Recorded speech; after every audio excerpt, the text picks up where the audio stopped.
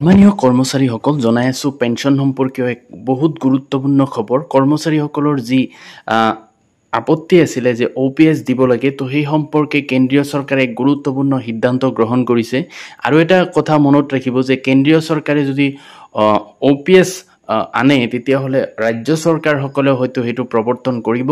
গতিকে OPS সম্পৰ্কীয় অৰ্থাৎ এতিয়া আগৰ যি NPS আছিলে সেইটো পৰিৱৰ্তন কৰি এক নতুন নাম দিছে, যিটো OPSৰো কিছু সুবিধা তাতে সন্নিৱিষ্ট থাকিব। আৰু এই নতুন যি পেঞ্চন স্কিম তাৰ নাম হ'ল ইউনিফাইড পেঞ্চন স্কিম UPS। আৰু এইটোত কেনেকুৱা ধৰণৰ সুবিধা থাকিব সবিশেষ মোৰ এইটো ভিডিঅ'ত জনাম। লগতে কেন্দ্ৰীয় মন্ত্ৰী অশ্বিনী বৈষ্ণৱে আজি কেবিনেটত এই ইউনিফাইড পেঞ্চন স্কিম সম্পৰ্কীয় যি বিল এপ্ৰুভ কৰা হৈছে সেই সম্পৰ্কীয় সবিশেষ জনাব। আৰু তেওঁৰ সেই সম্পূৰ্ণ কথাখিনি মোৰ এইটো ভিডিঅ'ত পাব। তো আপোনালোকে শেষলৈকে ভিডিঅ'টো ভালকৈ চাব, তেতিয়া সম্পূৰ্ণ কথাখিনি বুজি পাব।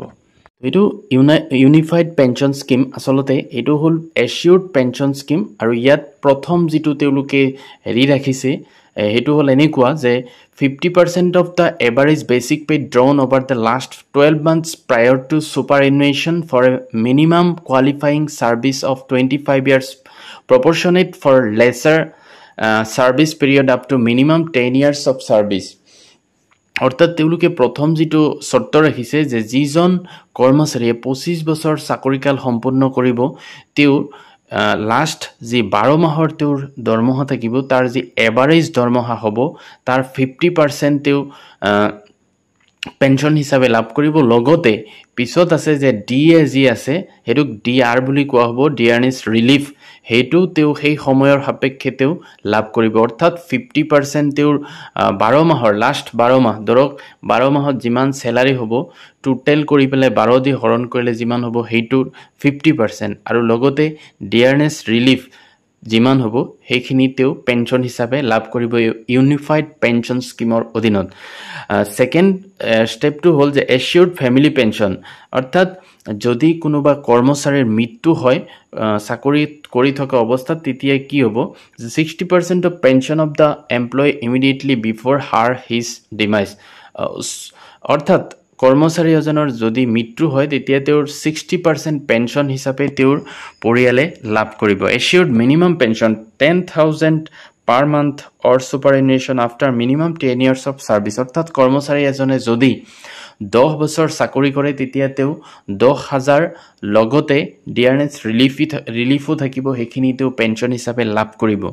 তো ইয়াৰ পিছতে কেন্দ্ৰীয় মন্ত্ৰীজনে কি কৈছিলে পেঞ্চন সম্পৰ্কীয় সবিশেষ কথা আপোনালোকে এই ভিডিঅ'টোত চাব পাৰিব। লগতে আৰু এটা কথা যে এই পেঞ্চন স্কিমটো 2025 চনৰ 1 এপ্ৰিলৰ পৰা কাৰ্যকৰী হ'ব। আৰু ইয়াত বহুতো হয়তো গাইডলাইন থাকিব, বহুত কিবা আহিব, তো আপোনালোকে সেইখিনি পিছলৈ গম পাব। আৰু এটা কথা যে NPSত যি চৰকাৰে 14% অংশ দান কৰিছিলে কৰ্মচাৰী এজনৰ বেচিক পে প্লাছ DA, এতিয়াৰ পৰা সেইটো হ'ব 18.5% চৰকাৰে সেইটো দান কৰিব। আৰু কৰ্মচাৰী এজনে যদি বিচাৰে UPS নলৈ পেলাই তেওঁ NPSতো থাকিব পাৰিব।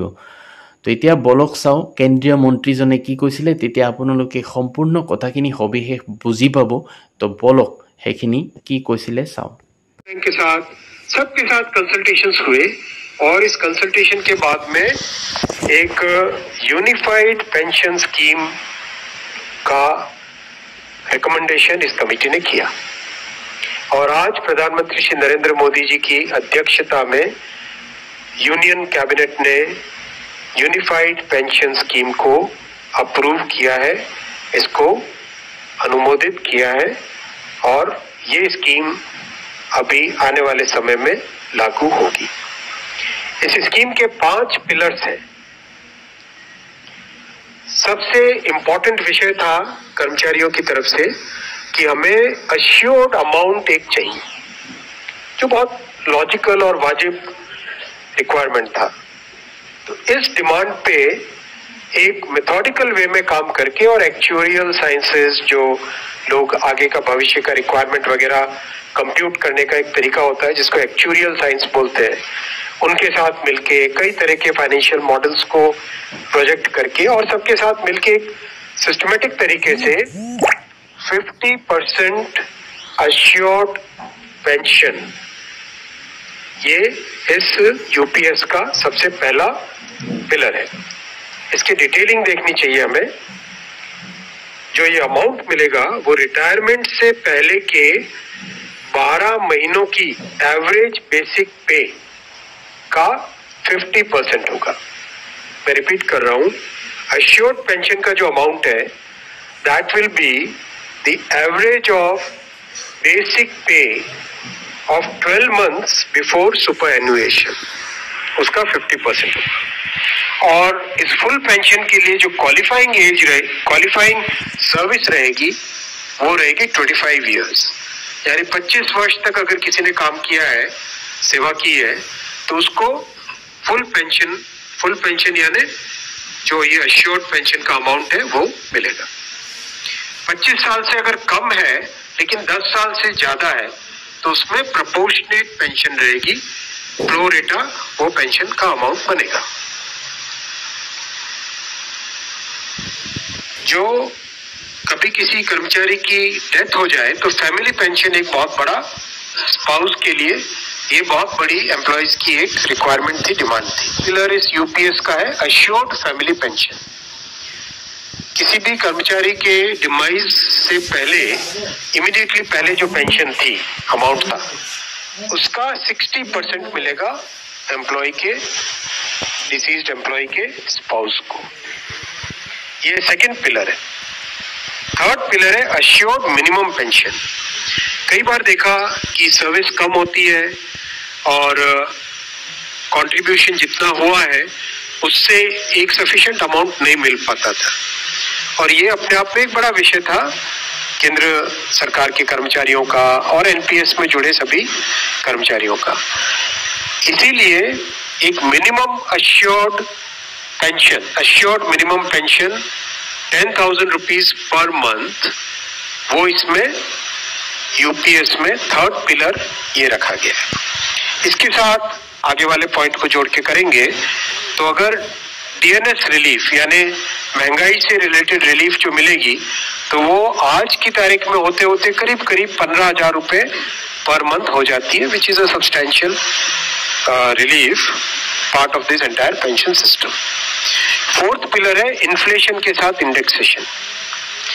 जैसे केंद्र सरकार के एम्प्लॉइज के लिए सैलरी में डीएनएस अलाउंस होता है, उसी पैटर्न पे जो इंडेक्स है, सेम इंडेक्स को यूज के all India consumer price index for industrial workers, इसको यूज करके assured pension, assured family pension और अश्योर्ड मिनिमम पेंशन, इन तीनों के तीनों जो आपने पिछले पेज पे तीनों पिलर्स देखे, assured pension, assured family pension और अश्योर्ड मिनिमम पेंशन, इन तीनों के ऊपर इन्फ्लेशन इंडेक्सेशन डीएनएस रिलीफ के बेसिस पे मिलेगा। डीआर, डीए की जगह डीआर, डीएनएस रिलीफ। पांचवा पिलर है इस स्कीम का lump sum payment at superannuation in addition to gratuity. ये एक तरीके से बहुत ही इंपॉर्टेंट और बहुत ही बड़ी एक रिलीफ मिलेगी। जब सुपर एनुएशन होता है तो उसके बाद में इंसान अपनी लाइफ को प्लानिंग जिस तरह से करना चाहिए तब कई बड़े खर्चे आते हैं, इसलिए ये लंपसम एक अमाउंट तय किया गया। यह है कि हर 6 महीने की सर्विस के लिए मंथली इमोल्यूमेंट्स विच मीन्स पे एंड डीए कंबाइंड, उसका 10% अमाउंट। तो ये एक अपने आप में सब्सटैंशियल एक अमाउंट रह जाएगा। जैसे मान लीजिए किसी का 30 इयर्स की सेवा है तो उसमें करीब करीब 6 महीने की सैलरी, समरतन साहब दैट्स करेक्ट ना, करीब करीब 6, तो उसको 6 महीने की इमोल्यूमेंट्स जो उसकी रहेगी पे प्लस डीए मिला के वो एक लमसम अमाउंट की तरह मिलेगा। ये 5 पिलर्स को लेके आज यूनिफाइड पेंशन स्कीम अप्रूव हुई है। ये स्कीम केंद्र सरकार के करीब 23 लाख कर्मचारी, करीब 23 लाख एम्प्लॉइज हैं, उनको इसका बेनिफिट मिलेगा। ऑप्शन रहेगा, कोई अगर एनपीएस में रहना चाहे तो एनपीएस में रह सकता है, यूपीएस में ऑप्ट करना चाहे which is naturally a very attractive scheme तो उसमें ऑप्ट कर सकता है। प्लस राज्य सरकारें अगर इसी फ्रेमवर्क को, इसी आर्किटेक्चर को यूज करना चाहे तो राज्य सरकारें भी इस आर्किटेक्चर को यूज कर सकती है। अगर राज्य सरकार के कर्मचारी भी इसमें शामिल होते हैं तो करीब 90 लाख के आसपास टोटल कर्मचारी इसका बेनिफिट मिलेगा। सबसे इंपॉर्टेंट जो आज के इस फैसले का बहुत ही महत्वपूर्ण पार्ट है वो है कि कर्मचारियों पर इस स्कीम का भार नहीं पड़ेगा। आज एम्प्लॉइज 10% कंट्रीब्यूट करते हैं और आपको जानकारी होगी कि 10 वर्ष पहले तक सरकार भी 10% कंट्रीब्यूट करती थी, यानी 10+10 टोटल कंट्रीब्यूशन होता था। लेकिन मोदी जी ने 2019 में इस 10% कंट्रीब्यूशन को बढ़ा के 14% किया था। जो केंद्र सरकार का कंट्रीब्यूशन है उसको बढ़ा के 14% किया था। That itself was a very big contribution, big jump in the amount of contribution. अब वो कंट्रीब्यूशन बढ़ के 18.5% हो जाएगा। वो कंट्रीब्यूशन बढ़ के 18.5% हो जाएगा। ये स्कीम 1/4/2025 से लागू होगी। तब तक इसके लिए जो भी सारे स्ट्रक्चर्स, पोर्टल वोटल सब बनने होंगे, रूल्स रेगुलेशंस, वो सारे बन जाएंगे 1 अप्रैल 2025 से। 1 अप्रैल 2025 से लागू होगी ये स्कीम।